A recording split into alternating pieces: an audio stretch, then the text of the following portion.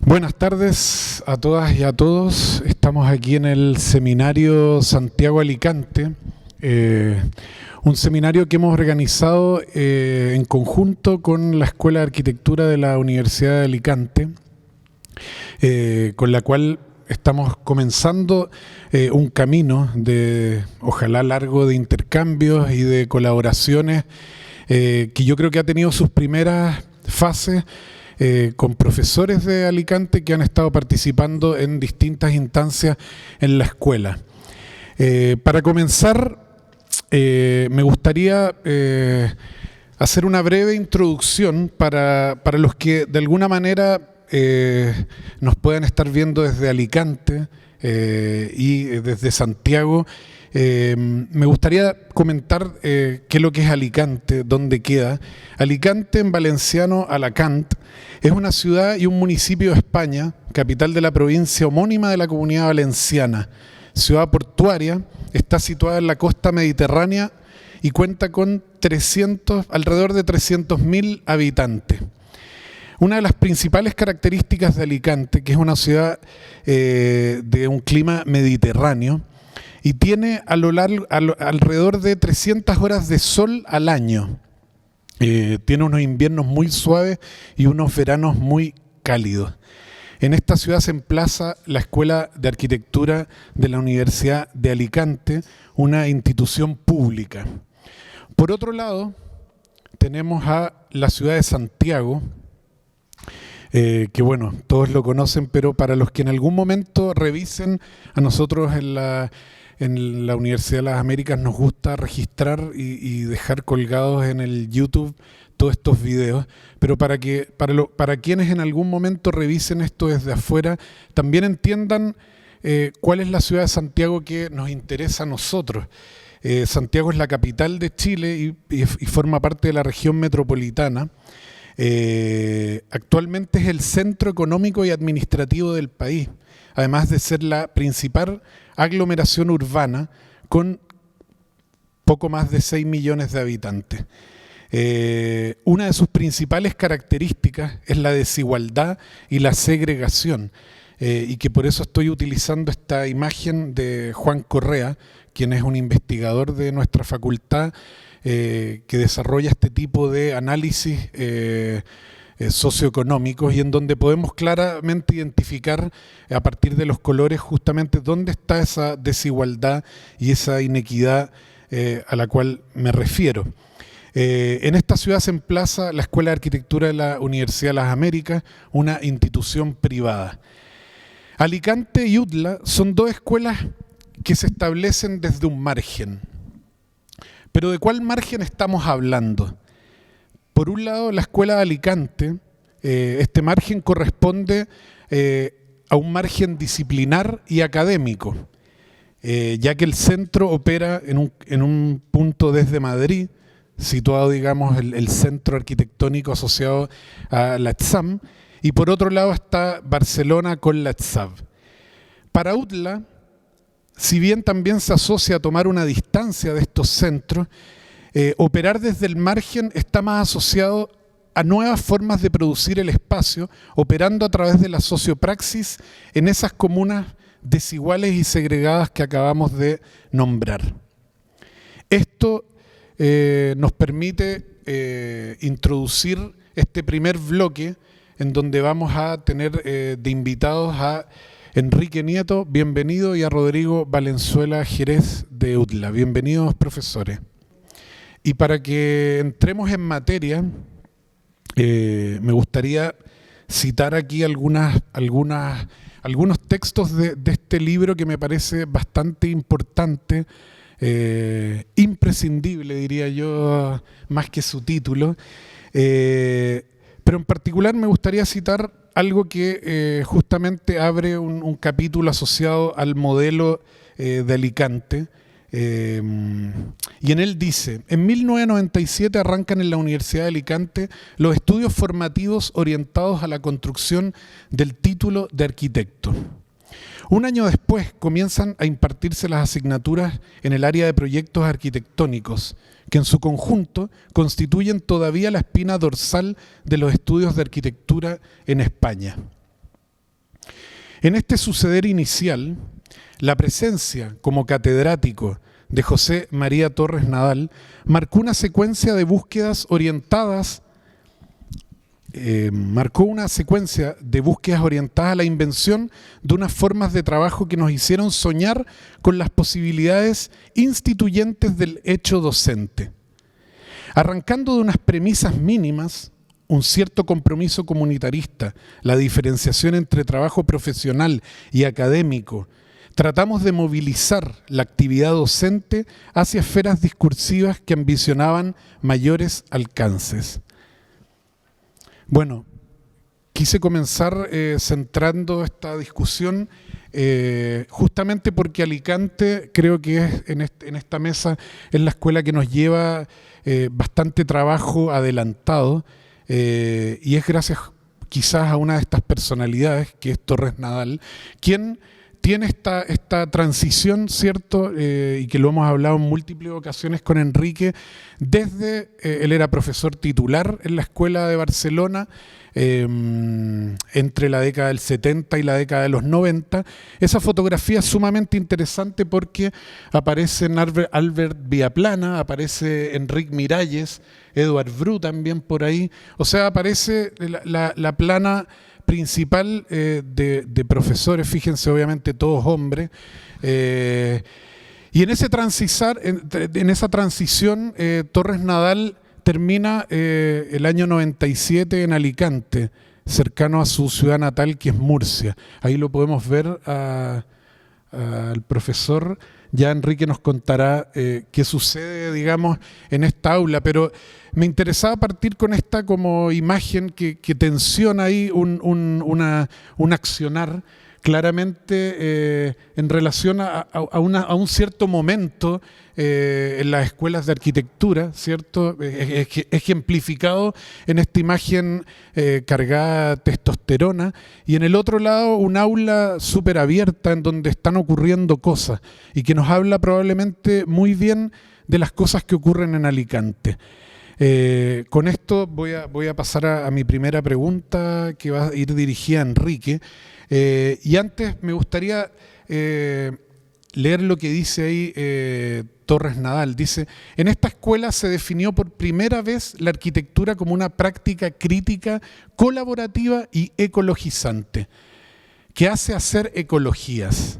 Entonces, Enrique, una primera pregunta que me gustaría hacerte tiene que ver con esto que nos habla Torres Nadal sobre 4 fuerzas ecologizantes. ¿A qué corresponde esta forma de entender la arquitectura que Torres Nadal denomina práctica crítica, colaborativa y ecologizante? ¿Y cuáles son estas 4 fuerzas? Bueno, buenas tardes. Muchas gracias, José, por tus amables palabras e introducción. Es un placer estar aquí compartiendo estas cuestiones.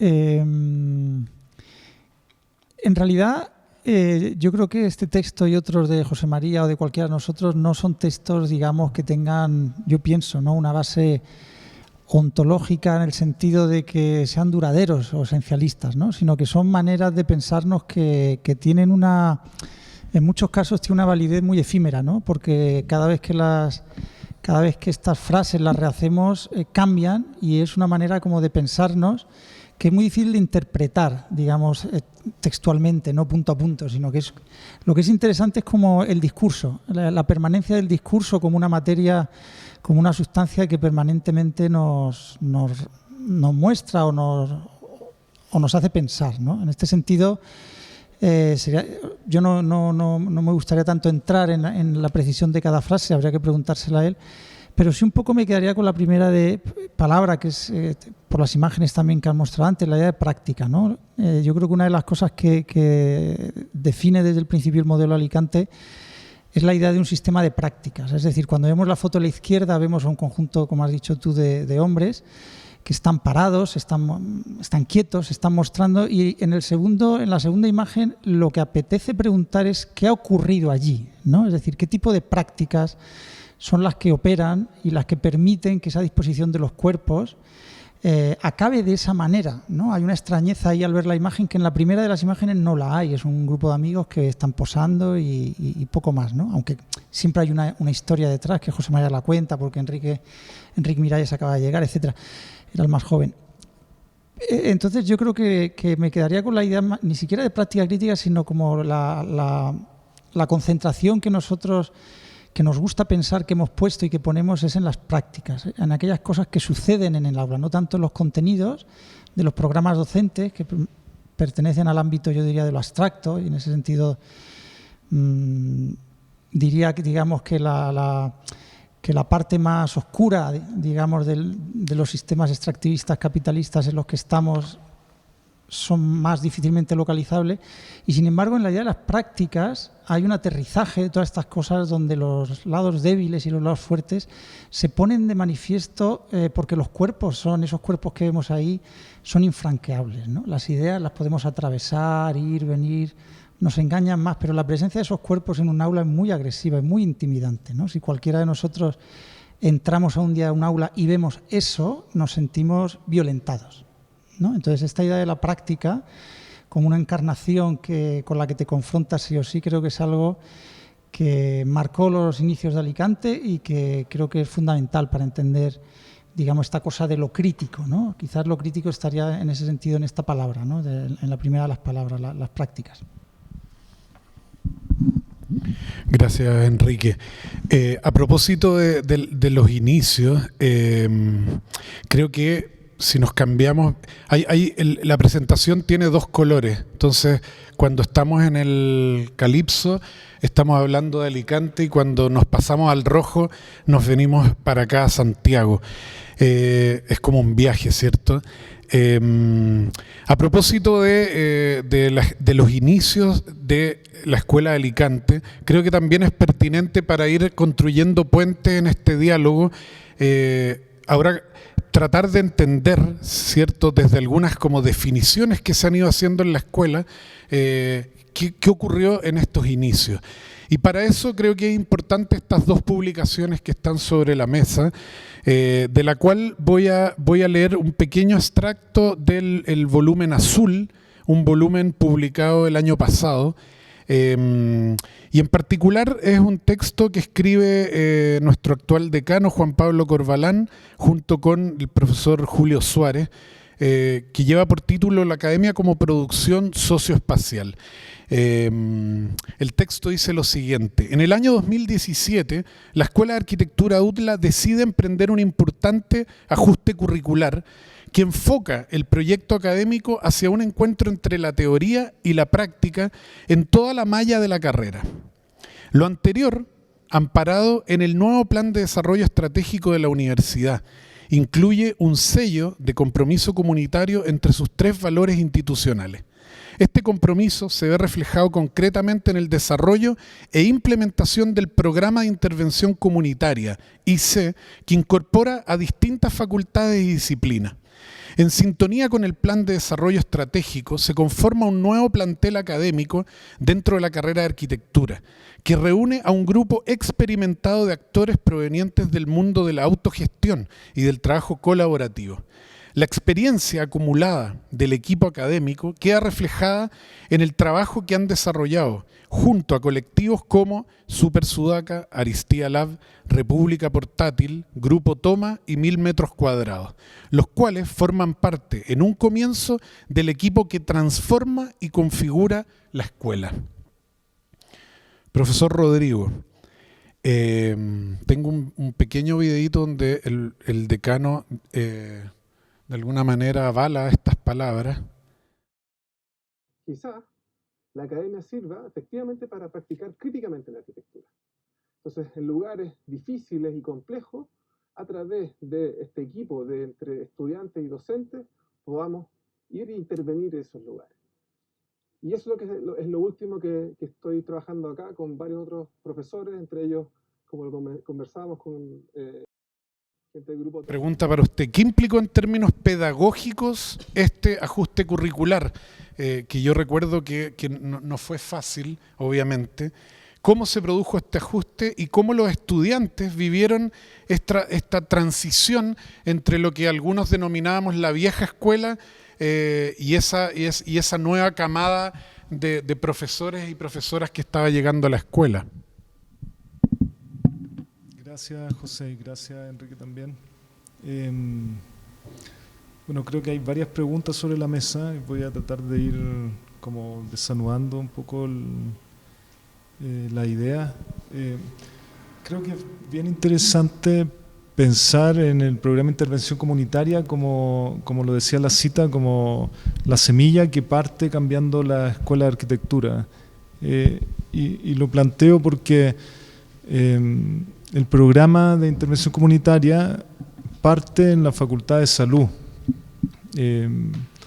La primera experiencia que se tuvo de pensar en cómo aprender de los territorios no viene del urbanismo, ni de la arquitectura, ni de una escuela como enfocada a temas más territoriales, sino que la Facultad de Salud se da cuenta de que con el modelo tradicional de salud que se aplicaba, que la gente se enfermaba de algo, iba a donde un profesional, le recetaban y volvía de vuelta al...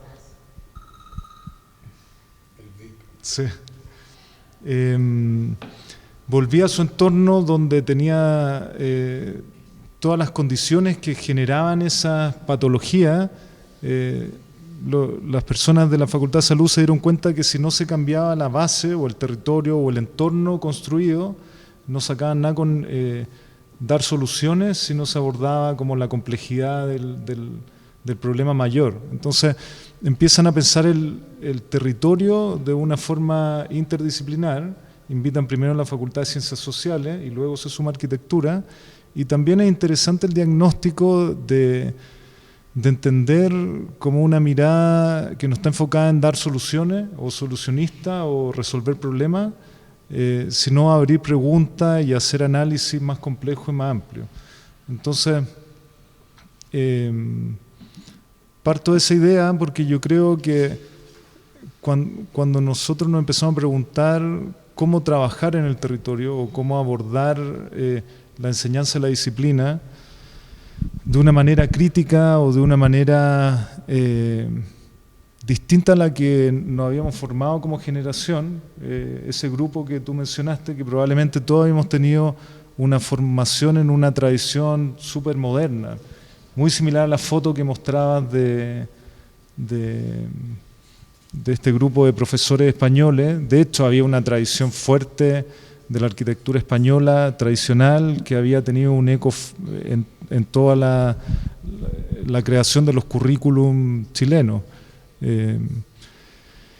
Entonces, claro, surge esta pregunta, en el fondo, como tú decías, José Luis, de cómo se puede entender no solo la disciplina, sino que también la formación de una manera más amplia, más colaborativa, basada en la práctica, basada en una comprensión del territorio más compleja.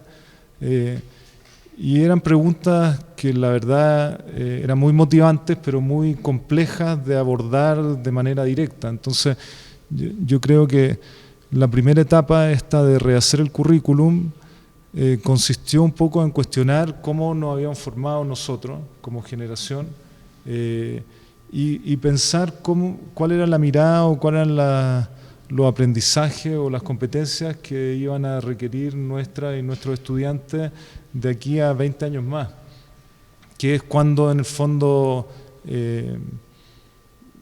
una persona que estudió empieza realmente a estar en el pic de su carrera. Entonces ya no podíamos pensar cómo íbamos a formar a alguien para el 2020, sino que para el 2040, y cuáles eran las preguntas que surgían ahí, cómo se iba a trabajar aspectos transdisciplinares, interdisciplinares, cómo se iban a abordar los territorios.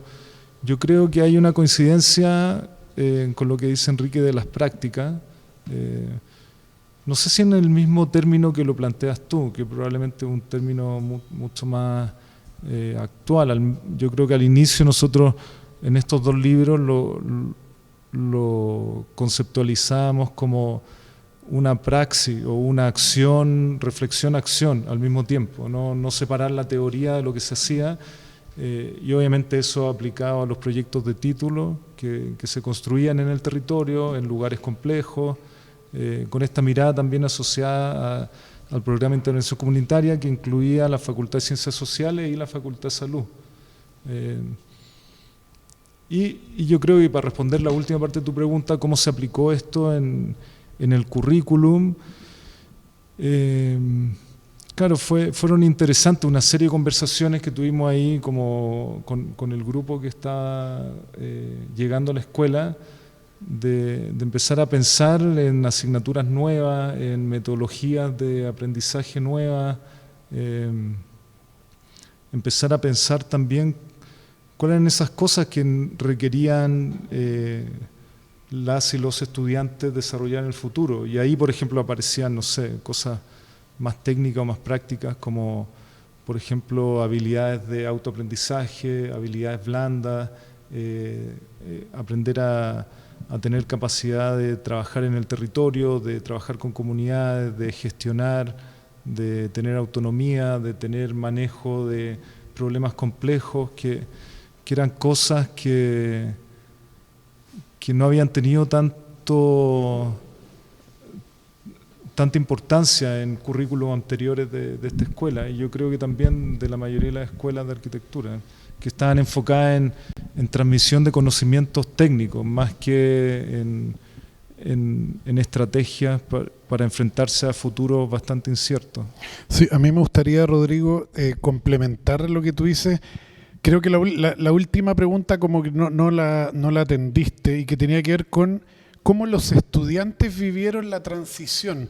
Y yo, bueno, participé de todo ese proceso, y no es menor, porque cuando, a diferencia de Alicante, que se funda, ¿cierto?, el 97 de cero, cuando llegamos, nosotros entre el 2015 y 2016 a la UTLA, recuerdo que estaba Leandro Capeto haciendo un taller, y la fotografía justamente de la izquierda da cuenta de eso. O sea, hay como atisbos ahí de una ocupación que muy propia justamente de ciertas maneras y de ciertos métodos que venía desarrollando Grupo Toma, ¿cierto?, en la esfera más pública en Santiago. Pero llegamos a la escuela y nos encontramos con eso. Empezamos a llegar a comisiones, invitados por Matías Klenner, Leandro, no recuerdo bien si estaba Guayo, pero sí quiero decir que esa transición, esto parece político, pero fue a la fuerza, sí, fue bien duro, porque hubo una resistencia. Hubo una resistencia por parte del grupo de profesores salientes, o que empezaba a salir, y de algunos alumnos que de alguna manera se mostraron un tanto reacios como a estos nuevos métodos. ¿Quiénes son estos profesores? Yo creo que ahí hay un aspecto que es como bien interesante, que bueno, yo creo que en la segunda parte de este seminario, cuando en la mesa esté Rachel, está Mauricio Nilo, creo que podríamos tener algunos atisbos de esa realidad. Pero quiero avanzar en las preguntas con algo que creo que también aparece de manera clara, se hace evidente en ambas escuelas, y que es algo que a mí me gusta siempre, y que lo trabajo en mi investigación, que me gusta poner en evidencia esta discusión de la falta de calle, ¿cierto? Esa falta de calle es la que están teniendo hoy en día muchas escuelas de arquitectura. Por el mapa que veíamos en Santiago, hay algunas escuelas que están en comunas, en donde verdaderamente la burbuja los desconecta, esta burbuja social o una burbuja económica los desconecta de ciertas realidades, ¿cierto? Y también con el advenimiento de ciertas tecnologías de observación a distancia, los drones, Google Earth, hay escuelas de arquitectura en donde los alumnos casi han dejado de ir al lugar, ¿cierto? Entonces, desde esta desconexión, creo que ambas escuelas presentan como una vinculación a ciertos espacios, lugares o territorios en los cuales desarrollan un testeo de su producción, de sus prácticas pedagógicas. En el caso de la Escuela de Arquitectura de la Universidad de las Américas, ese espacio donde se testean los productos tiene que ver con esta terraza, ¿cierto?, que es el edificio J, ahí en la sede de Manuel Montt, donde se comienzan como a probar ciertas experiencias, ¿cierto? Se comienzan a desarrollar performances sonoras, ciertos profesores, ahí está el taller del profesor Julio Suárez, empieza a probar, ¿cierto? Algunas estructuras a escala 1 a 1. Y ese territorio obviamente después comienza a variar hacia la ocupación física de estas comunas con una cierta desigualdad, ¿cierto? Como en este caso el barrio de los músicos en la comuna de San Joaquín.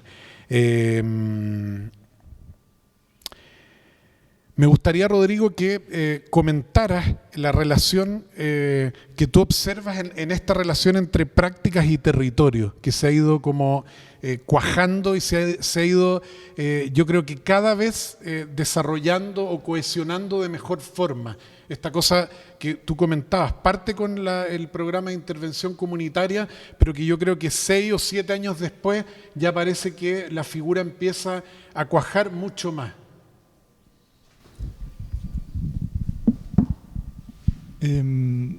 Sí, yo creo que para nosotros sumarnos al programa de intervención comunitaria fue una oportunidad única de repensar cómo podían ser las metodologías de que una escuela de arquitectura trabajara en el territorio, porque si bien hay experiencias previas en Chile de trabajo de proyectos construidos, de trabajo en el territorio, siempre eran como unos territorios idealizados, como muy naturales, icónicos, pero el territorio que tú mencionas, que es un territorio urbano, complejo, muchas veces periférico, en comunas donde teníamos que enfrentarnos a temas de gobernanza, temas políticos, de comunidades, uno siempre piensa en trabajar con la comunidad, como si la comunidad fuera un ente claro, ordenado, qué sé yo, piramidal, que no es así, como que los territorios son súper caóticos en general, son complejos y uno se encuentra con realmente, como tú decías, ese vínculo con la calle, porque la calle tiene capas de complejidad que a veces sobrepasan la organización que requiere la academia. Yo creo que ha sido un proceso muy interesante de ajuste permanente. Creo también que en el fondo, y ahí a lo mejor voy a citar conversaciones que tuvimos con varios participantes del equipo docente, con profesoras y con profesores, que entendíamos que había ciertos modelos que estaban agotados, que es lo que tú decías, como mirar la ciudad como desde el Google Earth, pensar en este arquitecto diseñador que planifica y que organiza los edificios de la ciudad, como que eran modelos agotados en términos ecológicos, prácticos, incluso económicos, como que veíamos que no tenía mucho futuro seguir formando profesionales para una idea de profesión que ya no existía más, que es como se replica en muchas escuelas de arquitectura. O sea, la idea de una arquitecta o un arquitecto que se titula y que monta su despacho y que le llegan encargos y que hace edificios y casas, como que es completamente anacrónica. Entonces, y por otro lado veíamos el territorio, como tú lo mencionas, que tiene toda una complejidad y que veíamos que estaba cada vez más inexplorado, como que era un territorio casi desconocido para la disciplina. El territorio, como tú lo mencionas, está el territorio más periférico, autogestionado, autoconstruido, el territorio político, el territorio complejo. Entonces, creo que ha sido un tremendo aprendizaje. Creo que ha sido exitoso en el sentido de plantear muchas preguntas y que los proyectos de título han ido abordando estas complejidades, estas preguntas. Creo que la idea de que un proyecto de titulación funcione como una investigación, como una tesis, es clave, y no solo como volviendo a lo que mencionaba al inicio, como un doctor que receta soluciones, porque muchas veces los problemas son más complejos para que lo resuelva una sola persona y sobre todo una sola estudiante. Pero creo que ahí hay como un material de trabajo que nos ha permitido cuestionarnos todos estos fundamentos que parecían como súper absolutos de la disciplina. Gracias, Rodrigo. Oye, y pasándonos al otro lado, cruzando el charco, cambiamos de color y la misma situación, Enrique, pero en Alicante. Voy a mostrar como 3 imágenes y la misma pregunta como que te refieras como a lo mismo, pero solo leer esta simple cita de Esther Gisbert, profesora allá de Alicante. Fíjense, ella dice: además de leer a Lefebvre, a principio de curso iremos de excursión activa por la línea de costa, con nuestras gafas de snorkel, nuestros pies y manos a escalar, bucear y surfear. Eso es el programa de una asignatura, Arquitecturas del Disfrute, un mundo material en construcción. Entonces, si en Santiago, si en UTLA estamos hablando de unos territorios con alta desigualdad, ¿cierto? Nos vamos al otro lado, en España, a la costa ibérica, Alicante, y nos encontramos con que ese territorio donde ustedes salen a probar sus ejercicios es la playa, ¿cierto? La playa, que ahí Gisbert nos deja en evidencia en su programa. Este es un ejercicio no tan quizás antiguo de Tatiana, aprendiendo de Rosalía, ¿cierto? Y que también lo están testeando ahí en este escenario. O también, yo diría, claro, Alicante tiene reconocido por las postales por la playa, pero también hay un ámbito fuerte, una ruralidad, ¿cierto? Que, como tú has comentado muchas veces, dista bastante de la dimensión rural chilena, ¿cierto? Entonces, ¿qué nos puedes comentar en tu relación frente a estos territorios? Uy, esto sería larguísimo. La verdad es que estas imágenes, las 3 me emocionan mucho porque son imágenes muy afectivas para mí, ¿no? Este es un curso maravilloso creo del 2016 de Antonio Avellán, un gran profesor de Alicante, y con el cual yo hice la primera de las imágenes, que aunque está el texto de Esther, es un curso que hice con Antonio de proyectos de primero, ¿no? de segundo curso. Yo creo que hay una cosa que recorre las 3 imágenes y es el reconocimiento del estudiante como protagonista de su propia formación, ¿no? Una de las cosas que nosotros descubrimos al empezar a dar clase, porque todos, excepto José María, éramos profesores y profesoras muy jóvenes, es que el estudiante llegaba a clase en bañador con las chalas, ¿no? Esto para mí, que venía de Madrid, ¿no? Donde la arquitectura es un templo, ¿no? La escuela de la ETA es un templo. Era muy sorprendente, ¿no? Los alumnos no se excitaban cuando yo les hablaba de mis maestros, ¿no? Porque faltaba el contexto, ese contexto político que cuando uno entra en una universidad no se da cuenta, pero que existe, ideológico, ¿no? Que existía en Madrid el estudiante, ¿no? Sin embargo, cuando empezábamos a hablar de la playa o de estos lugares más donde ellos habían construido ya su subjetividad, el estudiante vibraba, ¿no? Esto es un proyecto donde el estudiante lo que hizo fue construir de verdad en segundo curso ya un lugar para cambiarse, ¿no? Producido con niebla artificial, etcétera, ¿no? Pero lo que es interesante es como que el territorio, en las 3 imágenes, el territorio, esa naturaleza no es algo ajeno al ser humano, sino que estaríamos hablando ya de las naturoculturas, donde la relación con el territorio se mide por tu capacidad para entrar en relación con él a través del diseño, ¿no? Si ponemos la última imagen, la de Antonio Avellán, la de la huerta de Murcia, este es un territorio muy vulnerable por la presión inmobiliaria, es el territorio muy doméstico y muy agrícola a la vez que rodea Murcia, y lo que el curso hace es activar la dimensión relacional, es decir, la exploración de los vínculos que todavía pueden ser pensados entre los ciudadanos tal y como son, no tal y como los imaginamos los arquitectos y las arquitectas, sino tal y como son en los cuerpos de los estudiantes, activar los vínculos con esa naturaleza para examinar la posibilidad de seguir pensando, digamos, en un futuro juntos y juntas, ¿no?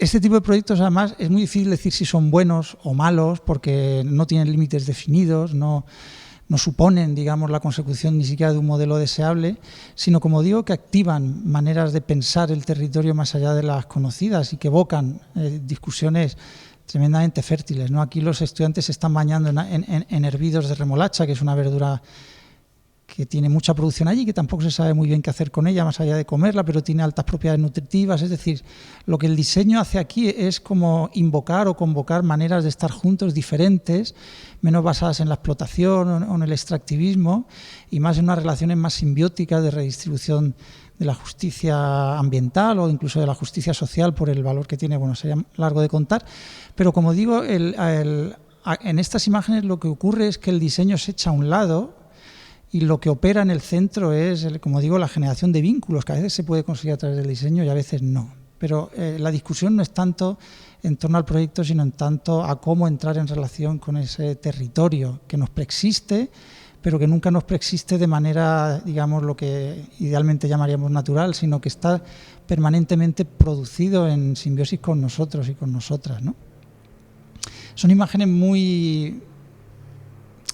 Me llama mucho la atención porque esta imagen es de 2016, la primera que has puesto es del 2007, 2008 y el texto de Esther, por ejemplo, y verlo todo junto te das cuenta de que hay una especie de hilos que van cosiendo y te agradezco mucho que lo hayas detectado y que lo hayas cosido tú, porque realmente es verdad que es uno de los hilos conductores que van atravesando toda la historia de Alicante de manera, la mayor parte de las veces, poco explícita, ¿no? O sea, poco explícita. Es cuando ves con el tiempo estas imágenes, cuando haces este tipo de reflexiones, ¿no? Por eso es muy importante, y esto también lo hay en Alicante, generar este tipo de foros y de discusión como este en el que estamos, donde las cosas las repensamos constantemente con el paso del tiempo para ir encontrándonos en lo que hemos sido, para intentar saber lo que vamos a ser, ¿no? Sí, en relación a lo que tú decías de la primera imagen, efectivamente, no, el programa que yo leo de Esther no tiene nada que ver con la imagen, pero de alguna manera están en esa línea. Y yo al leerlo me hace mucho sentido, o sea, todo como termina, como tú bien dices, termina de cuajar. Continuando como en la línea de lo que estamos como conversando, me gustaría como irnos pasando hacia otras situaciones, y aquí quiero hablar de ciertas cosas que están presentes en la escuela y que creo que es como una suerte de ruido, ¿no? Me gustaría denominarlo así. Es ruido que está ocurriendo, son cosas que ocurren y que de alguna manera van informando a la práctica académica, pedagógica, ¿cierto? Y en ese sentido creo que en ambas escuelas aparecen una serie de situaciones o eventos que yo creo que todavía nosotros, por lo joven que es nuestra escuela, y probablemente ustedes también por esa como discusión o elaboración de que uno está constantemente repensando las formas de hacer de una escuela, creo que todavía no las terminamos bien de dimensionar.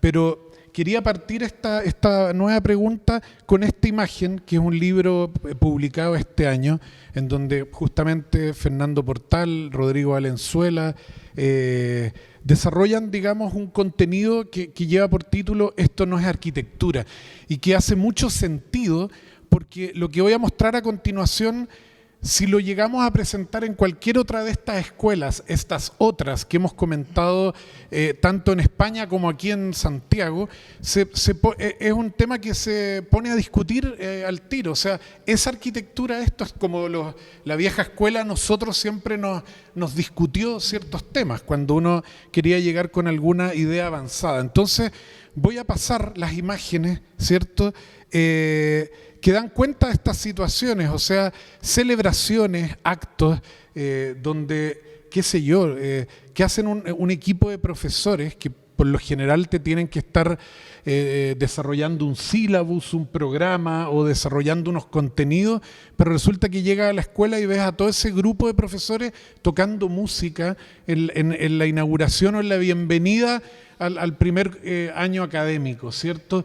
Es una situación como extraña, por no decirlo. ¿Es arquitectura eso? A propósito del título del libro, el aula abierta también, que fue una situación que generamos a propósito de la revuelta, ¿cierto?, y de lo que vendría después. Eran momentos bastante tensos en los cuales teníamos que echar mano a situaciones más afectivas, porque todo el tejido social y el tejido al interior de la escuela estaba un tanto como alterado, medio dañado. Entonces la aula abierta buscó abrazar, contener, conversar, expresar, preguntar, imprimir. Fue un espacio de discusión.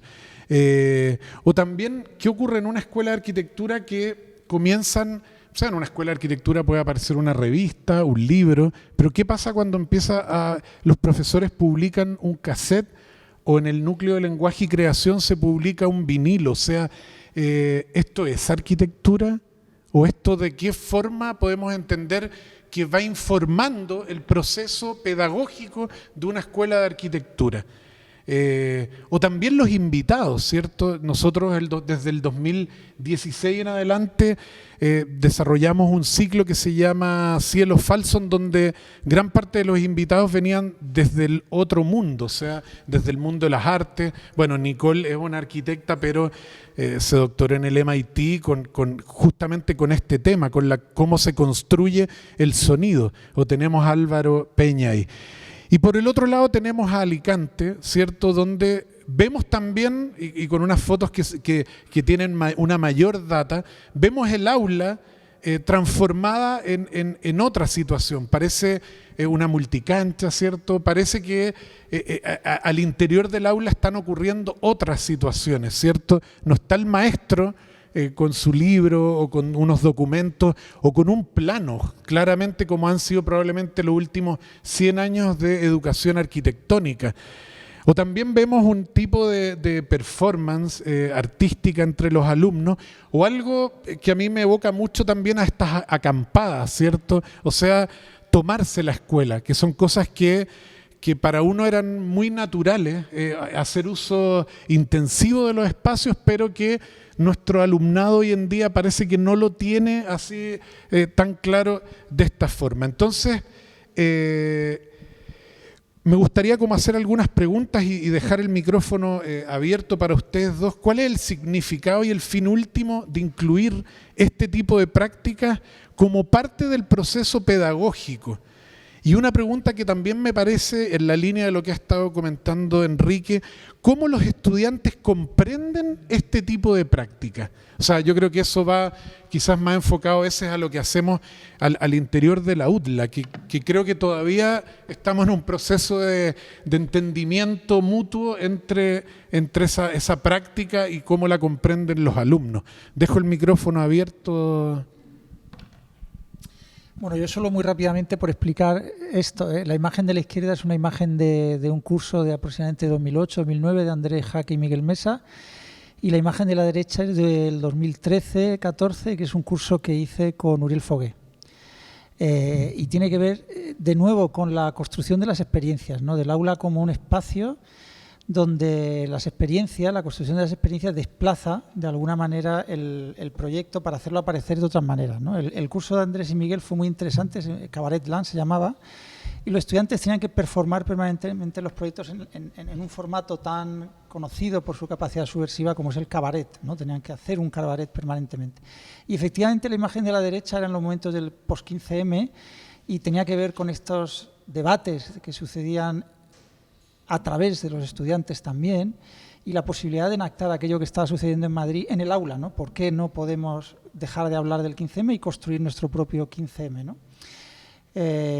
Y de nuevo aparece la centralidad del estudiante, digamos, como ese alumno actor que le llamamos en nuestros primeros momentos, que consiste en imaginar que el estudiante ya es arquitecto o arquitecta por el simple hecho de haber estudiado arquitectura, que ya lleva el estudiante cuando entra a la universidad, lleva 18 años o 19, comportándose como un ciudadano, con una subjetividad ya muy formada, con unas ideas muy claras de lo que es arquitectura, pero con un vocabulario, digamos, todavía poco, digamos, compartido, poco compartible, ¿no? Pero yo creo que esta idea del aula, donde la voz del estudiante sustituye a la voz de los maestros, que es un poco ideológico, no lo diría así, si lo tuviera que pensar no lo diría así, pero sí que creo que es un esfuerzo muy relevante, que es analizar todas estas cuestiones del canon, de la arquitectura del territorio, a partir de las experiencias que los estudiantes sean capaces de transportar al aula. Yo creo que esta cuestión, es decir, para nosotros el 15M o el cabaret no es lo que dicen los libros que era, sino que es lo que sucedía en el aula en ese momento, ¿no? Es decir, en la medida que seamos capaces de convocar en el aula materialmente estos asuntos, podremos reconstruirlos en términos contemporáneos, en términos de su propio futuro, ¿no? Y esto tiene que ver también con el empoderamiento, la gratificación, etcétera, etcétera, ¿no? Sí, yo creo que en el caso de la escuela de la UTLA, creo que es clave porque el giro que hace desde el perfil de egreso y el currículum anterior es un giro de un pensamiento tal vez un poco más aplicado, técnico casi, entendiendo la arquitectura como un quehacer profesional, a un giro que lo que tratamos de hacer es otorgar un pensamiento crítico acerca del entorno construido. Y ese pensamiento crítico está súper vinculado a esta idea de la reflexión-acción o de la creación también, que se asocia mucho con lo que lidera Fernando en el núcleo de lenguaje y creación. O sea, entender que la creación también puede ser investigación, que también puede ser proyecto, creo que es clave. Acá probablemente en tu presentación, José Luis, tú enfocas más hacia este vínculo hacia el sonido y espacio, pero yo creo que no es la única salida. Tiene que ver con cómo uno puede... El sonido tiene la gracia de que es algo inmediato, de que se puede intervenir en el espacio de forma mucho más rápida, mucho más económica y que tiene una efectividad en cambiar el entorno.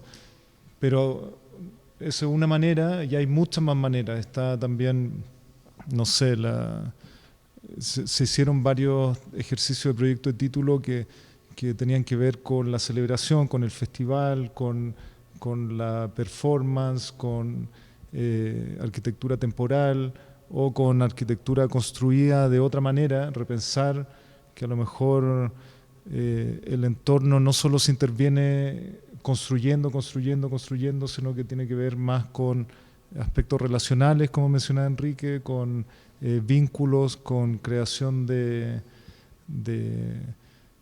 prácticas artísticas que generan encuentro social. Entonces yo creo que esas son las preguntas que nos interesa abordar y ahí probablemente hay similitudes y convergencias con lo que se plantea en la escuela. O sea, yo imagino que a lo mejor acá salen estas imágenes de esta línea de investigación, pero probablemente esas performances también podrían haber ocurrido en alguna de las aulas que se están haciendo. De hecho, por ejemplo, Tatiana Poggi, que va a sumarse a la mesa más adelante, hizo un workshop donde también hacía performance en el espacio público, donde se realizaban como actividades que vinculaban comunidades, que yo creo que cruzan varios de los temas que hemos estado conversando. Has hecho una pregunta que no te he respondido o no te hemos respondido, ¿no? Que es el tema del estudiante, si el estudiante se lo cree o no se lo cree, ¿no? Yo no la he respondido porque luego van a hablar ellos y ella, entonces como que será el momento que lo digan en primera persona, pero creo que esa es una de las claves importantes, ¿no? ¿A qué llamamos si el alumno o la alumna se lo cree? ¿A qué llamamos si lo entiende? Son palabras que también que nosotros la discutimos mucho. Algunos de estos cursos que estamos poniendo son muy dirigistas, ¿no? El profesor o profesora establece unas pautas muy concretas y el estudiante no se puede salir. Sin embargo, otros cursos son muy abiertos, en las que en realidad el estudiante puede hacer casi lo que le dé la gana, ¿no? Entonces, yo creo que el estudiante no se lo cree al principio, pero precisamente el reto del curso es que se lo acabe creyendo, ¿no? Es decir, como la construcción de ese espacio político donde la subjetividad del estudiante y del profesor o profesora va siendo recombinada.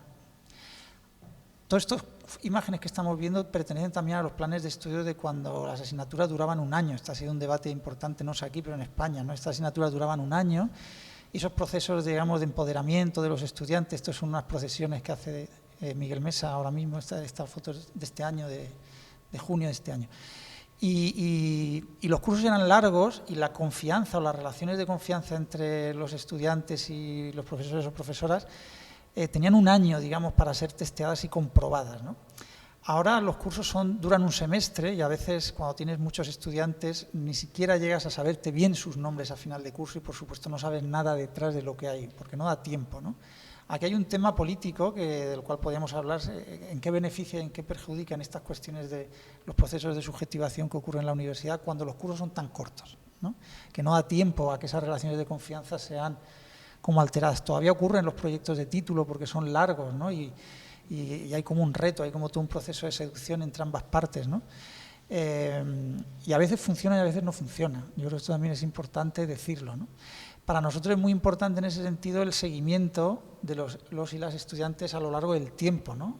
Tenemos una página de egresados, intentamos como construir futuros viables, ¿no? Con relaciones que tiene que ver con el doctorado, que tiene que ver con encontrarles apoyos a los y las estudiantes a lo largo del tiempo, es decir, que la relación con ellos y ellas no sea tan corta. Pero tampoco, tal cual lo estoy enunciando, es un poco tramposo porque no se trata tampoco de una relación, o no debería paternalista, es una relación que permanentemente fluye en todas direcciones, ¿no? Yo te trabajo a ti, tú me trabajas a mí. Nosotros estamos constantemente siendo coproducidos y coproducidas por lo que ocurre en esas aulas, digamos, que se están alterando continuamente, ¿no? Sí, ya se nos está acabando el tiempo en este primer bloque. Creo que me quedan 2 preguntas, de las cuales creo que voy a tirar un tema que me parece súper pertinente, porque yo abrí el panel con la palabra margen, ¿cierto? Que es un ámbito que comparten ambas escuelas. Y desde esa lógica me gustaría retornar al concepto de margen, ahora desde una dimensión más global, y tiene que ver con una pregunta. Esta va por un lado a Rodrigo y la pregunta después la ajusto a Enrique. Me gustaría que por el tiempo fuéramos como muy certeros, pero a propósito de este margen, y esto tiene que ver con una búsqueda que hemos hablado con otros profesores, como una, creo, necesaria búsqueda de decolonizar nuestro pensamiento. ¿Por qué nos hemos ido a educar a contextos anglosajones o a europeos? Estoy hablando como gran parte de la plana de académicos o la plana docente de la Escuela de Arquitectura UDLA, para luego volver y operar en el sur. Ahí hay una cosa que uno la podría plantear y podría decir, aquí hay algo medio contradictorio. Para operar en estos territorios al margen, ¿existen otras maneras? Es una pregunta, la puede pensar por mientras, profesor. Y para el profesor Nieto, no opera lo mismo porque tú estás en Europa, pero si estábamos hablando de que Murcia y Alicante están al margen de unos centros, tú mismo hablaste ahora del taller de Andrés Jaque. Cuando la escuela parte, y por varios años, comienzan a asistir una serie de profesores que vienen de estos centros. Izaskun Chinchilla, Andrés Jaque, Federico Soriano y un largo etcétera. Entonces, hay ahí una necesidad, o sea, tú te arrimas a un margen, pero luego de alguna manera quedas como enganchado, pareciera. Entonces, para ir como cerrando, me gustaría que se refirieran a esto, cerrando desde el margen. Sí, yo creo que yo lo veo distinto como tú lo planteas, tal vez de una idea muy moderna, que uno iba a aprender modos y después lo aplicaba en contextos locales donde esos modos no eran atingentes, que era como, no sé, ir a trabajar al estudio Le Corbusier y volver a hacer edificios en Sudamérica. Yo creo que hoy día la ventaja que tenemos de pensar en una comunidad global es que justamente se pueden hacer este tipo de cruces, de que tenemos gente haciendo clases en la escuela nuestra que tal vez hace 5 o 10 años hubiera sido muy difícil o impensado, porque se produce en esta red a nivel global. Y en el fondo, yo creo que esa generación que estudia afuera, sobre todo muy fomentada por las becas Chile, me parece que más que volver con recetas o respuestas, también vuelve con cuestionamientos, con preguntas, con críticas, más con una mochila llena de inquietudes y de problemas que con soluciones que se aplican después acá. Entonces, en ese sentido pienso que esta misma discusión, hay temas que se abren, hay preguntas que se abren y que se van respondiendo de manera específica en los distintos contextos. Entonces,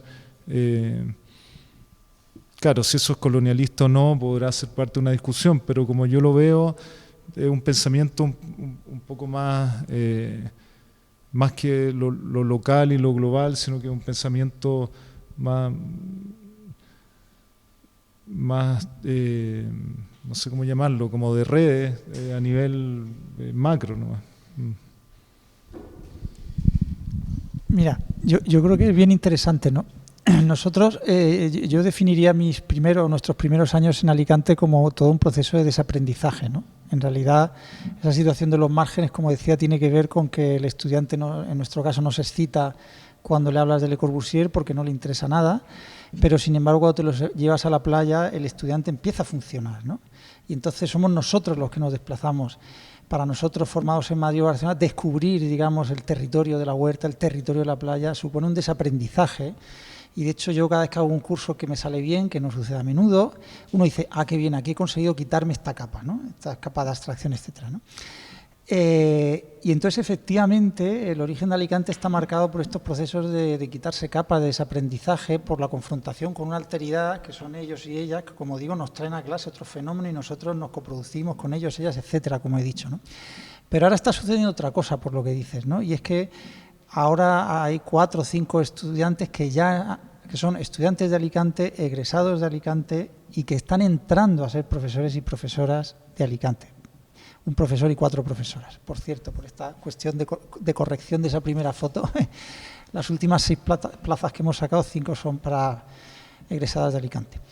Y esta cuestión es importante porque, claro, el modelo siempre tiene que ver con unas condiciones ideales que nunca son estáticas, ¿no? Porque ya no funciona igual, ¿no? Ya ese estudiante que ha estudiado aquí, que es de aquí, ya, entonces ese desaprendizaje, estás desaprendiendo de ti mismo o en confrontación. Entonces ahí están sucediendo cosas donde la teoría decolonial también interviene y donde lo local y lo global también interviene, y esto nos obliga como a repensarnos constantemente, ¿no? A mí me encanta trabajar con estos egresados y egresadas porque de repente las palabras son otras. Cuando yo hablo de Alicante y ellas hablan de Alicante, estamos hablando de distinto Alicante. Y eso es curiosísimo y violento también, porque de repente tienes que llegar a nuevos pactos sobre qué significan las palabras, ¿no? Porque cuando yo, por ejemplo, soy muy crítico con Alicante, ellas me dicen muchas veces, oye, no, que es mi escuela, yo soy formada aquí, por lo tanto yo soy la que atesoro, la que encarno ese modelo que tú ya no te interesa, ¿no? Pero yo soy eso, ¿no? Y dices, ostras, claro, es verdad, ¿no? Entonces, ahí hay un tema que es dialéctica pura y que lo que es muy importante, como digo, es encontrar los marcos donde estas violencias y estos cambios puedan ser enactados y puedan ser, digamos, reconstruidos, ¿no? Una vez alguien dijo, no me acuerdo quién, pero alguien dijo que lo más significativo de Alicante es que era una escuela de profesores, ¿no? Como un lugar donde, porque veían que llegaba gente muy joven, como Andrés o como Izaskun o como los que estábamos allí, que salían diferentes al cabo de 2 o 3 años de estar allí, ¿no? Como un lugar donde los estudiantes no se sabe qué pasa con ellos, al principio no se sabía mucho, pero donde sí se sabe que los profesores se construyen, ¿no? Por eso mucha gente joven quería venir a Alicante a explorarse, ¿no? Hasta dónde podían llegar los límites, etcétera, ¿no? Súper clara, ambas como posturas, yo diría. Y bueno, vamos a cerrar este primer bloque y lo vamos a hacer leyendo una simple cita a propósito de lo que acabas de decir, Enrique. Esta cita aparece en este libro que creo que es bastante importante como que los que puedan lo revisen. Me parece que es parte de tu investigación doctoral transformada a libro. Y justamente en el capítulo donde tú escribes del modelo Alicante, página 213, dices una frase que creo que ya nos va a dar para conversar en el café, pero que me parece que es de una belleza brutal y que creo que tiene que ver con mucho de lo que hemos hablado y con lo que acabas tú de decir. Dice, las prácticas docentes pueden ser prácticas arquitectónicas de pleno derecho. Yo sé que esa te la he escuchado varias veces, pero nada, hay detrás de eso algo que es bastante bello y que yo creo que ejemplifica gran parte de lo que nos mueve a nosotros de estar participando y trabajando con los estudiantes dentro del aula. Así que nada, gracias Rodrigo, gracias Enrique y volvemos en unos minutos.